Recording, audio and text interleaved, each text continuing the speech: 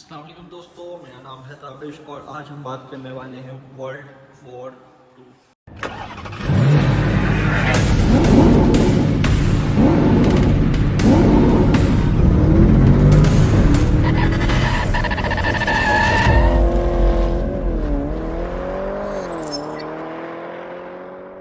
Ob du glaubst, dass ich fleißig gewesen bin, dass ich gearbeitet habe. It is difficult to track down one single event that sparked the conflict, for ultimately it was a series of events that conspired together to eventually light the flame of war. The world's most hated treaty, the Treaty of Versailles, thus starting World War II in 1939. The whole world. अपनी कहानी की शुरुआत शुरू में करता हूँ 1919 से। 1919 ये जो है वो सन था जिसके अंदर फर्स्ट वर्ल्ड वॉर ख़त्म की गई और एक ट्रीटी ऑफ पीस साइन की गई जिसका नाम रखा गया treaty of Versailles. War one खत्म हुई और एक फेमस पीस ट्रीटी साइन करी गई जिसे कहा जाता है द ट्रीटी ऑफ वर्साई। ये ट्रीटी में बेसिकली एक आर्टिकल शो किया गया जो आर्टिकल 231 से जिसका नाम रखा गया 231, जिसके अंदर ये सब बताया गया कि टोटली जो भी खर्चा वर्ल्ड वॉर में आया है वो सारा एक्सपेंस जर्मनी बेयर करेगा। जर्मनी इस सब में कैसे वॉर हुआ ये सब जानते हैं। इस ट्रीटी में एक बड़ा इंपॉर्टेंट क्लॉज था आर्टिकल 231 जिसमें लिखा गया था कि वर्ल्ड वॉर वन से जितना भी नुकसान हुआ था उस सारे नुकसान की रिस्पॉन्सिबिलिटी जर्मनी देश की थी।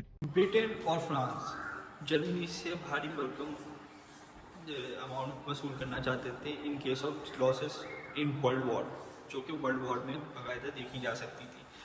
लगभग तकरीबन खर्चा एस्टिमेटेड बताया जो जाता है वो जाता है 33 बिलियन 1990 के बाद। अगर आप 2023 के अंदर जो साल या 2024 के अंदर वो अमाउंट कैलकुलेट करना चाहें तो लगभग वो अमाउंट बनती है। नतीजा ये कि ट्रीटी ऑफ वर्साई के अकॉर्डिंग जर्मनी को 33 बिलियन डॉलर्स का फाइन भरने को कहा गया बाकी और देशों। 2024 में इस अमाउंट को अगर 33 बिलियंस को कैलकुलेट किया जाए तो 285 बिलियन बना डॉलर, 285 बिलियन डॉलर्स की अमाउंट, जो कि काफ़ी बड़ी अमाउंट मानी जाती है। ये आज के पैसों में 270 बिलियन डॉलर्स। ये इतनी बड़ी अमाउंट होती है कि 1919 में जो अमाउंट यानी कि स्टार्ट की गई वो 2010 में जाके जर्मनी की तरफ से आखिरी अमाउंट जो किस्त के तौर पे पे गई जिसकी 2010 में यानी कि ये मैटर रिजॉल्व आया। तो आप सोच सकते हैं ये अमाउंट कितनी बड़ी थी, क्योंकि अगर आप अमाउंट को ज़्यादा समझें तो बेसिकली एयर बाई एयर अगर फ़र्ज़ करें, अगर हम पाकिस्तान की मिसाल ले लें, अगर पाकिस्तान ने एक कर्ज़ा लिया है, फ़र्ज़ करें मैंने $10 लिए, ठीक है, तो $10 पे जो टैक्स रेट होगा वो होगा, ठीक है। देन इन्फ्लेशन एंड डिफ्लेशन आती है। अगर आप ज़र की कीमत यानी कि इनकी जो आपकी अमाउंट है उसकी कीमत सही है बढ़ जाए तो टैक्स उस हिसाब से ही लगेगा और कम होगी तो टैक्स भी उसी हिसाब से लगेगा। तो जर्मनी ने वो चीज़ अमाउंट यानी 33 बिलियन से लगभग अमाउंट एस्टिमेटेड है, क्या पता 300 मिलियन की अमाउंट बिलियन की अमाउंट भी से पे की हो। जर्मनी ने आखिरी पेमेंट करी थी इस पैसे की। पहली अमाउंट जो पहली किस्त पे की गई वो 1921 में पे की गई, ठीक है, जिसके बकौल जर्मनी के अंदर हाइपर इन्फ्लेशन देखा गया यानी कि ज़र की कीमत में कमी, जिसकी वजह से सिंपली अगर आपने इन्फ्लेशन के हवाले से पढ़ा हो तो इन्फ्लेशन जब इंक्रीज़ होता है तो अनएम्प्लॉयमेंट सामने आती है। सबसे मेजर रीज़न अनएम्प्लॉयमेंट जो कि जर्मनी में वाज़े तौर पे देखा जाए। अगर मैं सिर्फ बार्ले डबल रोटी की बात यानी कि रोटी की बात करूँ तो 1921 में उसकी कीमत थी एक बार्ले की 160 मार्क्स, ठीक है, ओनली 160 मार्क्स, जबकि एक साल बाद ही 1922 में या 1923 के स्टार्ट के अंदर ही एक बार्ले की कीमत जो नोट की गई वो की गई 200 बिलियन मार्क्स। 1922 में बर्लिन में एक ब्रेड के पैकेट की कॉस्ट थी 160 मार्क्स। अगले साल 1923 में इसी ब्रेड के पैकेट की कॉस्ट होती है 200 बिलियन मार्क्स। इसी बात है जब इतनी बड़ी रकम पे करनी है और इन्फ्लेशन भी हो तो इकॉनमी धर्म भरम यानी बर्बाद हो चुकी थी जर्मनी की। इसी तरह 1923 के अंदर एक एंट्री होती है जिसका नाम था हिटलर, जो कि आप सबको कभी ना कभी आपने सबका इसका नाम सुना ही होगा। एडोल्फ हिटलर की, एक यंग पॉलिटिकल लीडर जो अपने भाषणों के द्वारा जनता को बेवकूफ बनाना बहुत अच्छे से जानता था। हिटलर ने 1923 के अंदर आती ही एक कूफ यानी कि एक किस्म से एक अफवाह फैलाई जो कि कुछ खास काम नहीं की, पर लोगों में इसका एक इंट्रोडक्शन बन गया, एक लोग इसको पहचानने लगे, जानने लगे। हिटलर का ये कहना था कि जो अनएम्प्लॉयमेंट जर्मनी में देखी आ रही है उसका मेन रीज़न जो ज्यूज़ और सोशल लिविंग फैक्टर्स हैं जिसमें इस्लामिक कंट्रीज आ गई, इन सबको यहाँ से हटा देना चाहिए। कहता है कि जो देश में ज्यूज और सोशलिस्ट लोग रहने लग रहे हैं, गलती इनकी है, इनकी वजह से जर्मनी का नाम बदनाम हुआ है। अगले 10 सालों में भरपूर तरीके से प्रोपेगेंडा का इस्तेमाल किया जाता है, मीडिया को खरीदा जाता है, भड़काऊ भाषण देखने को मिलते हैं। अगर आप देखें तो मैं हिटलर के बारे में इतना नहीं कहूँगा क्योंकि हिटलर के लिए मैं प्रॉपर एक वीडियो बनाऊंगा जिसमें से हिटलर का इंट्रोडक्शन। अभी बात चल रही है वर्ल्ड वॉर 2 की, तो अगर हम आगे इस वीडियो को बनाएं तो इसमें बेसिकली ग्रेट डिप्रेशन देखा गया 1923 के अंदर। बार बार मुझे से 2023 निकला जा रहा है। 1923 के अंदर तकरीबन 100 साल के अंदर जो कर्ज पूरा दिया गया हो, आप इमेजिन करें कि ग्रेट डिप्रेशन तो आना ही था। तो इसके लिए इस वजह से, इन सब वजूहत की वजह से एक हिटलर नाम जो आगे आया था उसको आगे बढ़ावा दिया गया। 1933 में 6 मिलियन लोग अनएम्प्लॉयड होते हैं जर्मनी में। ढेरों लोग बेघर हो गए, बच्चे भूख के कारण मर रहे हैं। 1923 के अंदर हिटलर ने अपने आप को एक डिक्टेटर यानी कि डिक्टेटर घोषित कर दिया, सही है। जिसकी वजह से सिंपल ही मैटर सामने देखने को मिलता है कि 1923 के अंदर उसने साफ इस बात का फैसला किया जिसमें ये एक ऐसा ममालिक बनेगा जिसके अंदर जर्मनी में सिर्फ ना ज्यूज होंगे ना इस्लामिक कंट्रीज होंगी, सिर्फ आर्यंस होंगे जो कि जर्मनी की ही एक कास्ट मानी जाती है। जर्मनी का डिक्टेटर घोषित कर देता है। अपने हाथों फुल कंट्रोल लेने के बाद हिटलर अपने जर्मन एम्पायर के सपने को पूरा करने निकल पड़ता है, एक German Reich. On the other hand एक चीज़ हमें देखने को मिली, अगर आप ट्रीटी ऑफ वर्साइल कभी पढ़ेंगे तो उसमें साफ साफ लफ्ज़ों में लिखा हुआ था कि जर्मनी कभी भी अपनी आर्मी फोर्स नहीं बना सकता। पर ऑन द अदर हैंड अगर हिटलर जो था इस बात को साफ तौर पे इनकार करके आगे बढ़ना चाह रहा था और नज़रअंदाज कर रहा था जिसकी वजह से उसको आगे कई मुश्किलात का सामना करना पड़ा।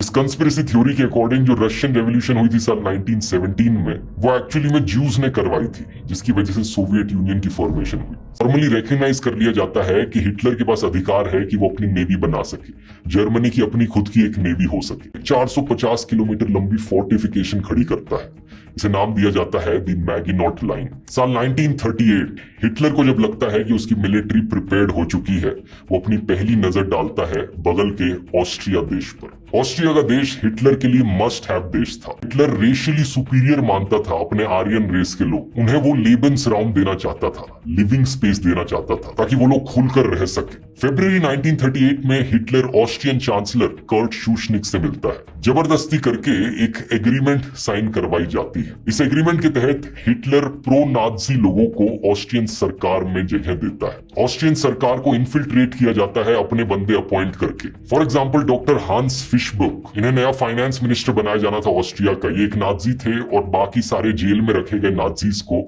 ये जेल से रिहा करते। जनता से ही पूछ लिया जाए, क्या ऑस्ट्रिया इंडिपेंडेंट कंट्री रहना चाहता है या फिर नाजी के साथ मिलकर एक देश हो जाए। अपनी आर्मी को ले जाकर मार्च कर देता है ऑस्ट्रिया के अंदर। वियना शहर के अंदर जर्मन मिलिट्री घुसती है। ऑस्ट्रियन चांसलर कोई खून खराबा नहीं चाहते थे, वो अपनी सीट से रिजाइन कर देते हैं। हिटलर अपनी प्रोपेगेंडा मिनिस्ट्री के थ्रू फर्जी खबरें फैलाता है कि वियना में राइट्स होने लग रहे हैं, दंगे हो रहे हैं और कम्युनिस्ट लोग इन दंगों के पीछे रिस्पॉन्सिबल हैं।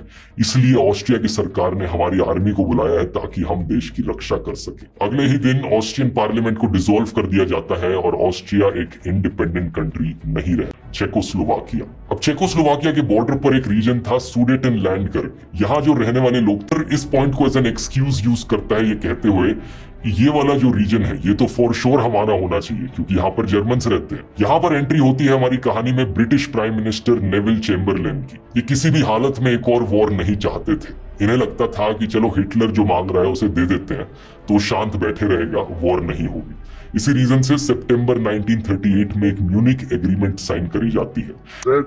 The settlement of the Czechoslovakian problem, which has now been achieved, is, in my view, only the prelude to a larger settlement in which all Europe may find peace. इसके तहत ये जो सूडेटेनलैंड का रीजन था ये Germany को दे दिया जाए, लेकिन दूसरी तरफ से हिटलर प्रॉमिस करे कि कोई वॉर नहीं होगी। यहाँ हिटलर खुशी खुशी चेकोस्लोवाकिया के इस टुकड़े को अपने पास ले लेता है। 1939 हिटलर अपनी आर्मी को ले जाकर बचे हुए चेकोस्लोवाकिया को इन्वेड करता है। पहली बार यहाँ पर थोड़ी लड़ाई होती है, लेकिन बड़ी ही आसानी से जर्मन आर्मी इसे जीत जाती है और देश को दो में स्प्लिट कर दिया जाता है। एक जर्मन टेरिटरी में इंक्लूड कर लिया जाता है, एक हिस्सा रिपब्लिक नाम। ब्रिटिश प्राइम मिनिस्टर चैम्बरलेन को बहुत क्रिटिसिज्म झेलना पड़ता है इसकी वजह से। विंस्टन चर्चिल ने बड़े फेमसली कहा था इस पॉइंट ऑफ टाइम पर, you were given the choice between war and dishonour, you chose dishonour and you will have. ऊपर से देखकर लगेगा कि हिटलर तो सोवियत यूनियन और कम्युनिस्ट से नफरत करता था, ये कैसे कर लिया। इसके पीछे सिर्फ कारण था पोलैंड को इन्वेड करना। सोवियत यूनियन भी पोलैंड का हिस्सा चाहता था। तो इस सितंबर 1939 करीब 10 लाख जर्मन ट्रूप्स पोलैंड की तरफ चलने लगते हैं। ये प्लान कर रहे हैं कि नॉर्थ और साउथ दोनों से हमला किया जाएगा। हम और टॉलरेट नहीं कर सकते। यूके एक अल्टीमेटम देता है हिटलर को, पोलैंड पर इन्वेजन किया तो यहाँ पर हम वॉर डिक्लेयर कर देंगे जर्मनी के अगेंस्ट। हिटलर इस अल्टीमेटम को इग्नोर कर देता है, जिसके चलते यूके ऑफिशियली डिक्लेयर कर देता है जर्मनी के अगेंस्ट वॉर। यूके के प्रधानमंत्री नेविल चैम्बरलेन अनाउंसमेंट में ब्रॉडकास्ट करते हैं रेडियो पर, A state of war would exist between us. I have to tell you now that no such undertaking has been received and that consequently this country is at war with Germany. कि अपनी army बहुत ही old fashion थी, ये अभी भी घोड़ों का इस्तेमाल करते थे अपनी आर्मी में। करीब 13 लाख लोग पोलैंड की तरफ से मोबिलाइज हुए थे, लेकिन एक हफ्ता भी नहीं लगा जर्मन आर्मी को इन्हें हराने में। 8 सितंबर 1939 जर्मन ट्रूप्स पोलैंड पर कब्जा जमा लेते हैं। ब्लिट्जक्रीग कहा जाता था। इसकी मदद से हिटलर ने काफी देशों को सक्सेसफुली इन्वेड किया। एक ऐसी मिलिट्री स्ट्रेटेजी थी जिसमें स्पीड और स्टेल्थ पर फोकस किया जाता था। इतनी तेजी से हम दूसरों के देश में इन्वेड करेंगे टैंकों का इस्तेमाल करके कि दूसरों को मौका ही नहीं मिल पाएगा सोचने का। फिर ऊपर से हमारी एयरफोर्स आएगी जिसे लुफ्टवाफे कहा जाता था, और इन्वेजन जो है वो एक लाइटनिंग स्पीड से होगा। ब्लिट्स शब्द का मतलब जर्मन में लाइटनिंग होता है। ब्लिट्जक्रीग को मेंटेन करने के लिए जर्मन सोल्जर्स को ड्रग्स भी दिए जाते थे। सही सुना आपने, पेरविटीन नाम का एक ड्रग बड़ा कॉमन था जिसे आज के दिन हम क्रिस्टल मेथ नाम से जानते हैं। Confidential military communiques reveal the Allies suspected the Nazis were using something to supercharge their troops, but they had no idea what it was. इस ड्रग को जब लिया जाएगा तो आपकी जो थकान होती है वो दूर हो जाती है, रात को आपको सोने की जरूरत नहीं, आपकी भूख प्यास कम हो जाती है, दर्द कम लगने लगता है और एक अजीब सा कॉन्फिडेंस आ जाता है आपके अंदर। ऐसे ड्रग्स सोल्जर को देना बहुत ही एडवांटेजेस प्रूव हुआ। हालांकि उनकी लॉन्ग टर्म हेल्थ के लिए बहुत ही हानिकारक होगा, लेकिन शॉर्ट टर्म में इस लड़ाई को जीतने के लिए बहुत यूजफुल। दूसरी तरफ के सोल्जर्स रात को सोने में अपना टाइम वेस्ट करेंगे, लेकिन जर्मन सोल्जर्स दिन रात करके 2-3 दिन में ही काम निपटा सकते हैं। तो पोलैंड को ना सिर्फ हिटलर के द्वारा इन्वेड किया जाता है, बल्कि दूसरी तरफ से सोवियत यूनियन भी इन्वेड करता है। हार के बाद पोलैंड का 2 में पार्टीशन कर दिया जाता है। आधा हिस्सा नाजी जर्मनी के पास गया, बाकी आधा सोवियत के पास। सोवियत अपना लॉजिक देता है कि रशियन रेवोल्यूशन से पहले ये एरिया जो था वो एक्चुअली में सोवियत का ही था, इसलिए वो उसे डिजर्व करते हैं। लेकिन सोवियत के पर्सपेक्टिव से एक और देश था जो 1917 से पहले रशियन एम्पायर का हिस्सा था। ये देश था फिनलैंड। स्टालिन को डर था। बड़ी प्रॉब्लम इस चीज में ये होती कि लेनिनग्राड शहर जहां स्टालिन रहता था वो सिर्फ 50 किलोमीटर दूर था फिनिश बॉर्डर से। अगर फिनलैंड को एक्चुअली में नाजी जर्मनी के द्वारा ऑक्यूपाई कर लिया, मिलिट्री एक्शन लॉन्च करता है फिनलैंड के अगेंस्ट नवंबर 1939। ये वाली लड़ाई भी बड़ी इम्बैलेंस्ड लड़ाई थी।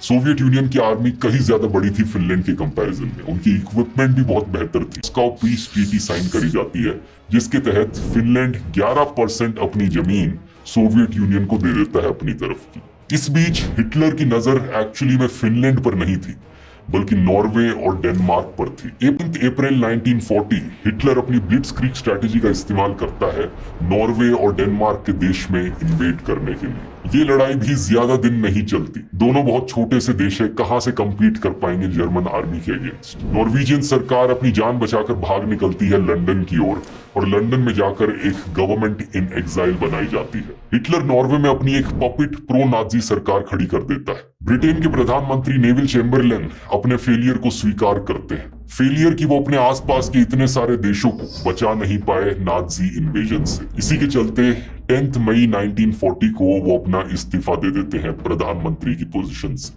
I sought an audience of the King this evening, intended to him my resignation, which His Majesty has been pleased to accept. His Majesty has now entrusted to my friend and colleague, Mr. Winston Churchill, the task of forming a new administration on a national basis. प्रधानमंत्री की कुर्सी पर बैठने की responsibility अब मिलती है the infamous Winston Churchill को। सेम दिन 10 मई को हिटलर एक हमला लॉन्च करता है फ्रांस, बेल्जियम, नेदरलैंड्स और लक्समबर्ग के देशों के खिलाफ। ये एक ऑल आउट वॉर का ऐलान था। सबको दिख रहा था कि हिटलर अब रुकने वाला नहीं। बॉर्डर पर दीवार बनानी शुरू कर दी थी। अब इस दीवार के पास फ्रेंच ट्रूप्स जाकर खड़े हो जाते हैं अपने देश को बचाने के लिए।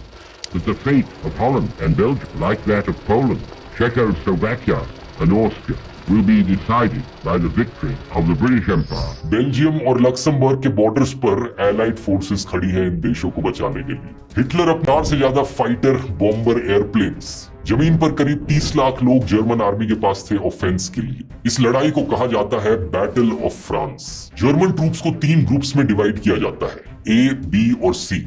ग्रुप बी का काम था कि वो नेदरलैंड्स में हमला बोले और फिर बेल्जियम में जाकर एलाइड फोर्सेस के साथ लड़े। ग्रुप सी का काम था कि वो मैगिनॉट लाइन पर जाकर हमला बोले। ग्रुप सी का जो हमला था मैगिनॉट लाइन पर, वो सिर्फ एक डिस्ट्रैक्शन था ताकि ग्रुप ए छुपके से अपना मास्टर प्लान कर सके। फ्रांस के अंदर एंटर करना, आर्डेनिस फॉरेस्ट, 40,000 से ज्यादा मिलिट्री व्हीकल्स का इस्तेमाल करके ग्रुप ए इस फॉरेस्ट के थ्रू घुसता है। 15 मई 1940 को ये सेडान को कैप्चर कर लेते हैं और नॉर्थ में ट्रेवल करते हैं। जो ब्रिटिश आर्मी और फ्रेंच आर्मी के सोल्जर्स एक्चुअली में बेल्जियम में लड़ रहे थे ग्रुप बी के साथ, उन्हें बड़ा झटका लगता है देखकर कि अचानक से यहाँ पर इतनी बड़ी फोर्स उनके पीछे से आ गई है। इन सोल्जर्स को 3 दिशाओं से घेर लिया जाता है नाजी आर्मी के द्वारा। भागने का सिर्फ एक ही रास्ता बचता है, समुद्र की ओर, डनकर्क के पोर्ट। डनकर्क में जो होता है, ये वर्ल्ड वॉर 2 की कहानी में एक ऐतिहासिक मोड़ था। बात क्या थी कि करीब 4 लाख एलाइड ट्रूप्स डनकर्क के बीचेस पर फंसे। इन एलाइड सोल्जर्स को टाइम पर बचाना बहुत जरूरी था क्योंकि बड़ी तेजी से नाजी की आर्मी वहां पर आगे बढ़ रही थी।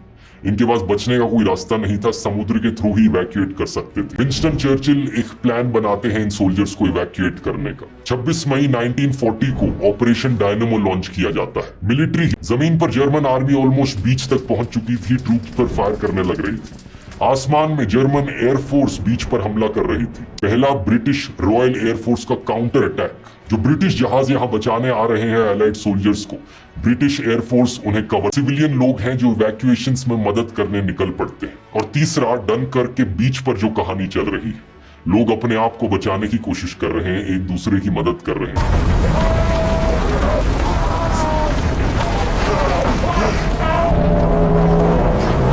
4 जून 1940 करीब 3.5 लाख सोल्जर्स को सक्सेसफुली इवैक्यूएट कर दिया जाता है।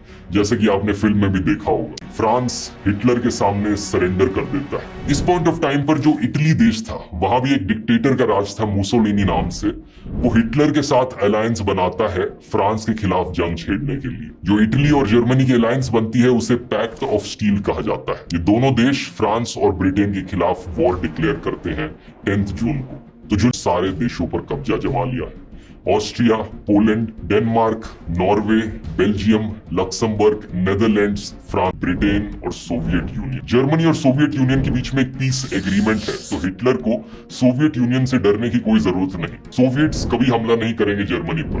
ब्रिटेन इकलौता देश है अब जो जर्मनी के खिलाफ खड़ा है। ये कि सिचुएशन पलटती है और ब्रिटेन जर्मनी को हरा पाता है। We shall fight on the landing grounds. We shall fight in the fields and in the streets. We shall fight in the hills. We shall never surrender. इस कहानी की बात करते हैं दोस्तों अगले वीडियो में। आई होप कि आपको आज की वीडियो पसंद आई होगी, तो मेरे चैनल को सब्सक्राइब करें, लाइक करें, शेयर करें, कमेंट करें। Thank you for